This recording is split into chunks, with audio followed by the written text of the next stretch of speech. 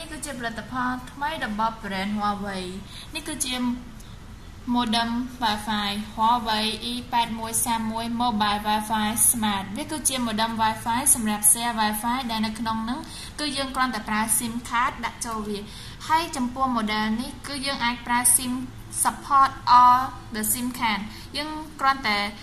បើកយើងដាក់ SIM ចូលទៅហើយគឺយើងចាប់ផ្ដើមប្រើវាចំពោះ Mobile Wi-Fi មួយនេះគឺវាមានរូបរាងស្ដើងល្មមស្អាតរូបរាងរបស់វាគឺកែច្នៃទៅដោយ modern ជាច្រើនហើយចំពោះវាគឺយើងអាចប្រើដល់ទៅកន្លែងណាក៏បានដែរដូចជា power bank ក្បាល adapter ឬក៏ computer ដែលមានក្បាល USB